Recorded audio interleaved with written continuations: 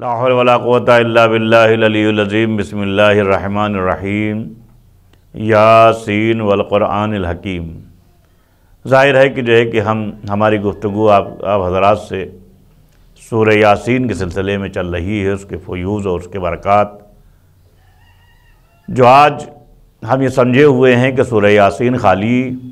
موت کے ہی وقت جب روح نکلتی ہے تبھی پڑھنا چاہیے،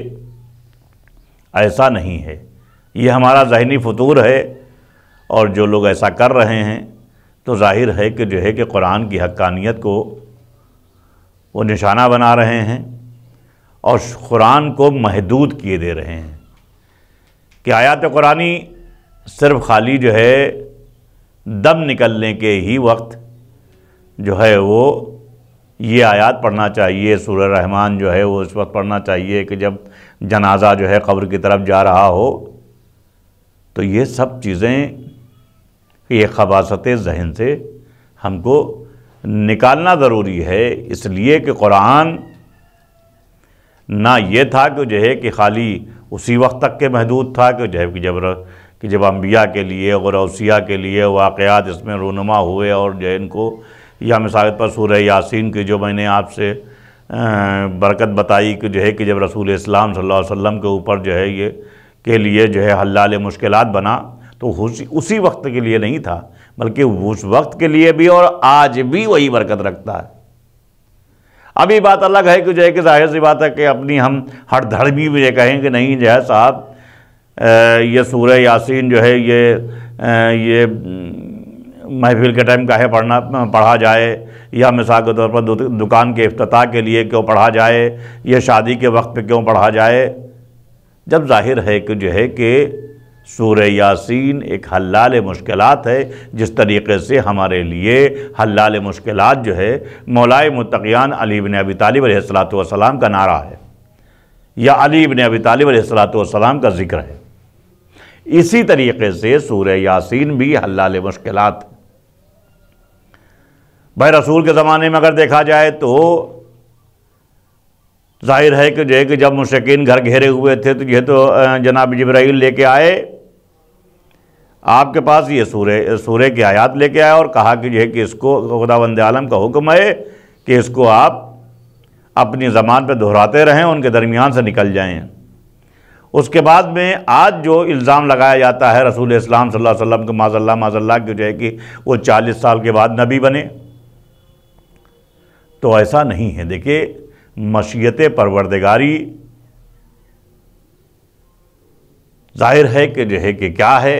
یہ ہماری ذہنی کمی ہے کہ مشیت پروردگاری کو ہم سمجھ سکیں۔ مشیت پروردگاری معصوم سمجھ سکتا تھا یا نبی سمجھ سکتا تھا۔ ظاہر ہے کہ جب چونکہ اللہ کو معلوم تھا کہ میں نے محمد مصطفیٰ صلی اللہ علیہ وسلم کا نزول کر دیا ہے، اور ظاہر سی بات ہے یہ آخری نبی ہیں اور اشرف نبی ہیں، لیکن ان کا محافظ میں نے محافظ کو انہوں نے اللہ نے بعد میں بھیجا۔ کون محافظ تھا؟ بشکل مولائے متقیان حضرت علی بن ابی طالب علیہ السلام۔ وہاں تک کہ جب تک علی بن ابی طالب علیہ السلام اس عمر تک کے نہیں پہنچے تھے کہ لوگوں سے مقابلہ کر سکیں، وہاں تک کہ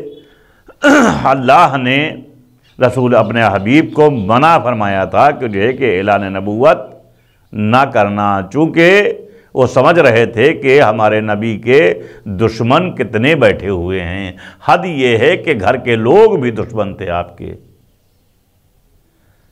ایک واقعہ ہے کہ ایک دن رسول اسلام صلی اللہ علیہ وسلم نماز پڑھ رہے تھے، اور ظاہر ہے کہ ایک شخص ابو جہل جسے کہا جاتا ہے کہ جاہلوں کا باپ، وہ کچھ ایسے ارادے سے آیا کہ رسول کو قتل کر دیا جائے، رسول کو مار دیا جائے۔ رسول کو اس دنیا سے رخصت کر دیا جائے۔ تو رسول اکرام صلی اللہ علیہ وسلم نماز پڑھ رہے ہیں، اب وہ قریب بڑھتا آیا، جو کیا دیکھا کہ جو ہے کہ جب یہ منظر دیکھا تو اللہ نے ایک اژدہا کو حکم دیا کہ جو ہے کہ جاؤ رسول کی حفاظت کرو، اور چاروں طرف آگ جو ہے وہ اس کی نظروں میں دکھائی دے رہی ہے کہ خندق ہے، خندق میں آگ ہے۔ تو اب ظاہر ہے کہ جب اس نے آگے یہ ابو جہل نے جب یہ منظر دیکھا تو یہ پیچھے ہٹ گیا۔ لوگوں نے بتایا جا کے کہ یا رسول اللہ، جب پوچھا کہ یہ رسول اللہ کہ وہ تو اس ارادے سے آیا تھا کہ آپ کو قتل کر دیں، لیکن اس نے یہ واقعہ بیان کیا ہے، تو رسول اسلام صلی اللہ علیہ وسلم نے فرمایا کہ واللہ یہ کچھ اور نہیں بلکہ عطیہ پروردگاری تھا، اور یہ اژدہا نہیں ہے بلکہ ملک تھے جو ہماری حفاظت فرما رہے تھے۔ اگر وہ آگے بڑھتا تو اس کو یہ ملائکہ پھاڑ کھاتے، قتل کر دیتے، مار دیتے۔ تو ظاہر ہے کہ پھر جب جو ہے رسول مولا متقیان علی بن ابی طالب علیہ السلام اس لائق ہو گئے کہ ظاہر ہے کہ جواب دے سکیں، تو رسول اسلام صلی اللہ علیہ وسلم کو حکم ہوا کہ اے میرے حبیب، اب آپ اعلان نبوت کر دیجئے، چونکہ آپ کا محافظ جو ہے وہ زمین پر آ چکا ہے اور تیار ہو چکا ہے۔ تو اس کے بعد میں رسول اسلام صلی اللہ علیہ وسلم نے تبلیغ شروع کی اور اعلان کیا، اور اس کے بعد میں اگر کسی نے رسول اسلام صلی اللہ علیہ وسلم کی جان کے کوئی پیچھے پڑا تو ظاہر ہے اس کا مقابلہ مولا متقیان علی بن ابی طالب علیہ السلام نے بخوبی کیا اور اس کا منہ توڑ جواب دیا۔ تو اب وہی مثال مصنف نے یہاں پر وہ اس سورے کی حلال مشکلات کے طور پر یہ بیان کی ہے۔ چشمہ زمزم کو زمزم ابراہیمی اور قرآن حکیم جیسا عظیم قولی معجزہ چونکہ سرکار مرسل اعظم کو عنایت فرمایا ہے، اس کے لیے اسے اور اس کے عظیم سورہ یاسین کو زمزم محمدی کے نام سے یاد کر سکتے ہیں۔ یعنی کتنی بہترین بات کہی ہے کہ زمزم کو زمزم ابراہیمی سے منسوب کیا گیا ہے، تو آپ سورہ یاسین کو زمزم محمدی کے نام سے آپ پہچان سکتے ہیں۔ تیسرا امتیاز کیا ہے؟ آب زمزم برکت اور رحمت ہونے کے باوجود فقط ان لوگوں کے لیے برکت اور رحمت ہے جنہیں خانہ خدا کی زیارت نصیب ہو یا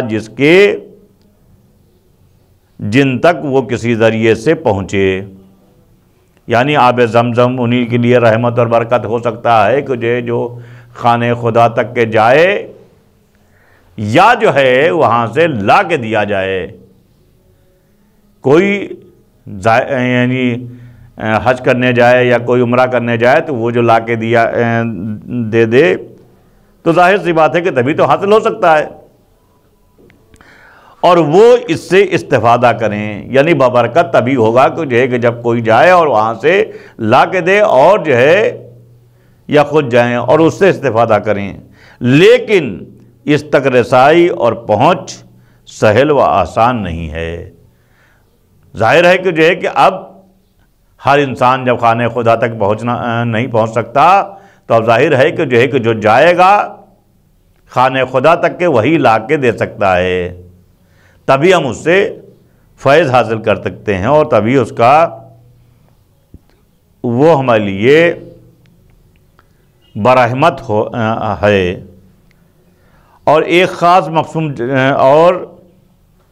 وہ ایک مخصوص جگہ پر ہونے کی وجہ سے سب کی دسترس میں نہیں ہے۔ چونکہ خانہ زمزم جو ہے وہ عرب میں واقع ہے، یعنی خانہ خدا کے پاس واقع ہے، لہٰذا ہر آدمی وہاں تک، ہر انسان نہیں پہنچ سکتا۔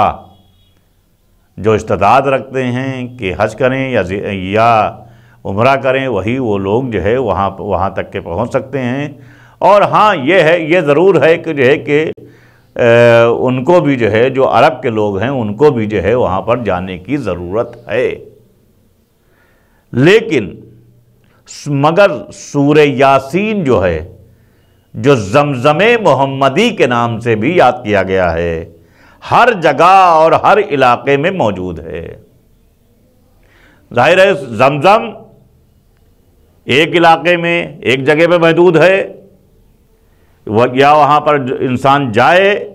یا وہاں جو جائے تو وہ جو وہاں سے لے کے آئے پانی، جو بطور تبرک جو ہے دے، تبھی ہم فیوز حاصل کر سکتے ہیں اس سے، تبھی ہمارے لیے وہ رحمت ہو سکتا ہے، تبھی ہمارے لیے وہ فائدہ مند ہو سکتا ہے، تبھی ہمارے لیے وہ سود مند ہو سکتا ہے۔ یا مثال کے طور پر جو ہے کوئی لا کے دے یا ہم خود جائیں۔ لیکن سورہ یاسین جو زمزم محمدی کے نام سے یاد کیا گیا ہے، ہر جگہ اور ہر علاقے میں موجود ہے، لہٰذا اس کا فیض عام، سہل اور آسان اور ہر انسان کی دسترس میں ہے۔ کیا میں نے بیان کیا کہ جو ہے کہ عرب زمزم تک کے جانے کے لیے ہر آدمی طاقت نہیں رکھتا ہے، یا تو کوئی دریا بنے پانی لانے کا زمزم، یا جو ہے مثال کے طور پر انسان جائے۔ لیکن زمزم محمدی جسے سورہ یاسین کہا جا سکتا ہے، کہا جاتا ہے، وہ ہر جگہ پر موجود ہے۔ ہر گھر میں قرآن ہے، ہر مسجد میں قرآن ہے،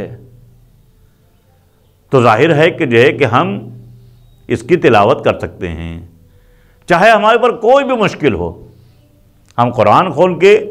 سورہ یاسین کی تلاوت کریں۔ چونکہ یہ سورہ حلال مشکلات ہے، لہٰذا ہم اس کی رحمت اور برکت، ہمارے رحمتیں اور برکتیں ہمارے لیے ہر وقت، ہر زمانے میں، ہر جگہ آسانی سے دستیاب ہو سکتی ہیں۔ تیسرا امتیاز، زمزم ابراہیمی کعبہ مکرمہ کے پہلو میں ایک پتھر کے سینے میں محدود ہے۔ زمزم ابراہیمی جو ہے خانہ کعبہ کے پاس ظاہر ہے ایک پتھر کے سینے میں محدود ہے، جبکہ زمزم محمدی کا مسکن کائنات میں پائے جانے والے تمام مومنین کے دل میں ہے۔ زمزم ابراہیمی جو ہے وہ ایک جگہ محدود ہے، لیکن زمزم محمدی جسے سورہ یاسین کہا گیا ہے، وہ ہر جگہ موجود ہے، ہر انسان کے سینے میں محدود ہے۔ تو ظاہر ہے کہ جو ہے کہ یہ آسانی سے جو ہے اس کے برکات اور فیوز جو ہیں ہمارے تام تک کے موصول ہو سکتے ہیں، اور ہمارے لیے ہماری مشکلیں حل کرتا ہے۔ اور یہ فرق بلا شبہ بہت بڑا فرق ہے، چونکہ ایک پتھر کے سینہ اور دل کا اندازہ لگانا آسان ہے، لیکن ایک انسانی دل کی وسعت کا اندازہ لگانا آسان نہیں ہے۔ ظاہر ہے کہ قرآن دلوں میں یعنی جو ہے بالکل محدود ہوتا ہے، بیان کیا جاتا ہے اور محفوظ کیا جا سکتا ہے۔ تو ظاہر ہے کہ جو ہے کہ آپ اگر کہیں ٹرین پر جا رہے ہیں اور کوئی مشکل آ گئی تو آپ جو ہے وہ سورہ یاسین کی تلاوت کر سکتے ہیں، اور وہ آپ کے لیے مکمل طریقے سے حلال مشکلات بن سکتا ہے۔ لیکن آب زمزم اگر چاہیں کہ ہر جگہ پر جو ہے نکل آئے تو وہ ممکن نہیں ہے۔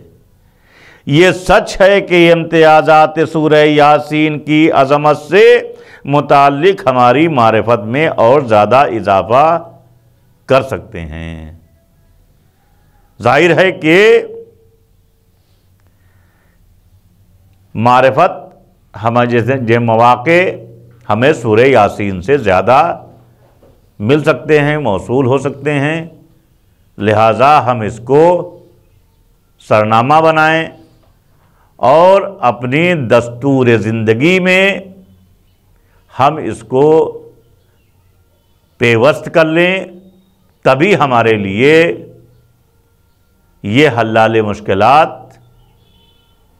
ثابت ہو سکتا ہے۔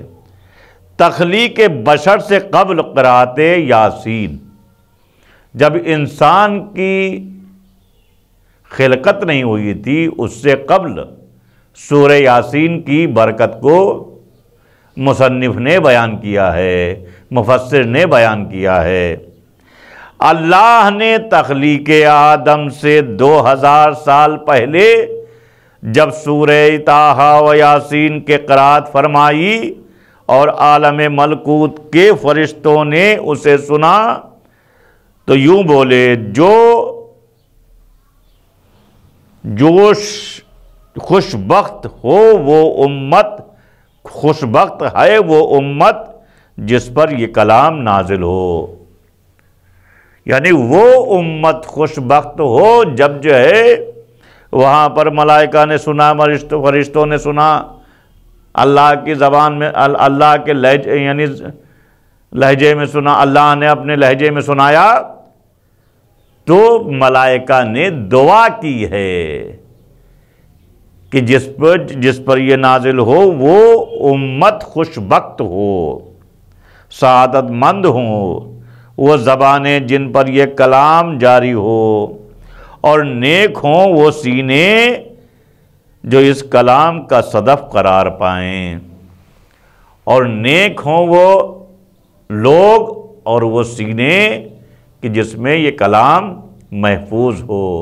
تو ملائکہ کی یہ دعا ہے ہمارے لیے، ہم کو بھی چاہیے کہ جو ہے کہ ہم اس سورہ کی برکتوں، جتنے برکات ہیں اس سے ہم مستفید ہوں، اس سے ہم فائدہ حاصل کریں، اس کو ہم ہر مشکلات میں اس کے قرأت کریں، تبھی ہمارے لیے یہ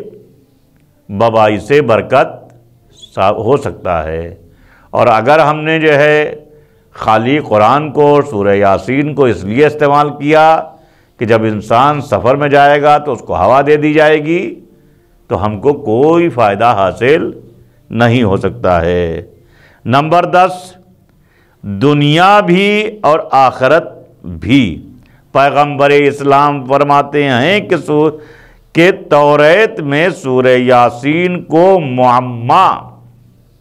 کہہ کر پکارا گیا ہے، یعنی معما کہہ کے پکارا گیا ہے، رسول اکرم صلی اللہ علیہ وسلم نے فرمایا ہے سورہ یاسین کو، کیونکہ جو اس سورے سے مسلسل وابستہ رہے گا وہ خداوند عالم دنیا اور آخرت کی خیرات اور برکات اس کے شامل حال قرار دے گا، کہ جو اس سورے سے منسلک رہے گا، جو اس سوروں کو مقرر دہرائے گا، تو ظاہر ہے کہ خداوند عالم ہر برکت سے اس کو شامل حال کرے گا، اور اس سے دنیا اور آخرت کی تمام بلاؤں اور وحشتوں کو دور فرمائے گا۔ لہذا ہم کو اس کو اپنا سرنامہ بنانا چاہیے، کہ اگر ہم نے سرنامہ بنا لیا ہے سورہ یاسین کو، تو ہم کو ہماری ہر جگہ حفاظت فرمائے گا، اور ہر بلا ہر مصیبت سے ہم کو دور رکھے گا، لیکن ہم کو سرمایہ بنانا ہوگا، ہم کو جو ہے وہ اس کی یعنی اپنے سینے میں محفوظ کرنا ہوگا، یا مثال کے طور پر ہم کو اس کو سرنامہ بنانا ہے، چاہے ہم دیکھ کے پڑھیں چاہے ہم اس کو سینے میں محفوظ کریں۔ اور اس سورے کو دافعہ اور قاضیہ بھی کہا گیا ہے، کیونکہ یہ اپنے اہل و ہمدم سے ہر شر و بدی کو دور کرتا ہے اور اس کی حاجت کو پوری کرتا ہے۔ ظاہر سی بات ہے کہ اس کو دافعہ اور رازیہ بھی کہا گیا ہے، یعنی ہمارے اوپر جو مصیبتیں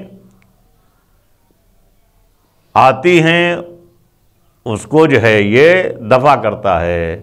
دور کرتا ہے، اور اگر ہم اس کے وسیلے سے دعا کر رہے ہیں تو ظاہر سی بات ہے خداوند عالم ہم سے راضی رہتا ہے، لہذا ہم اس کو اپنا سرنامہ بنائیں۔ انشاءاللہ آگے اس سلسلے میں اور گفتگو ہوگی انشاءاللہ۔ میں جلدی ان برکات کو بیان کرنے کے بعد آپ حضرات کے سامنے کچھ اور قرآنی نکات کے اوپر روشنی میں ڈالوں گا۔ ظاہر ہے یہ آپ کے ذہن میں رہے، یہ مفصل تفسیر نہیں بیان ہو سکتی ہے، لہٰذا مختصراً کر کے میں آپ کے سامنے یہ سورہ یاسین کی تفسیر میں پیش کر رہا ہوں، تاکہ آپ حضرات اس سورے سے فائدہ حاصل کر سکیں، اس سورے سے مستفید ہو سکیں اور دنیا کے شر سے محفوظ رہ سکیں۔ وآخر دعوانا الحمدللہ رب العالمین۔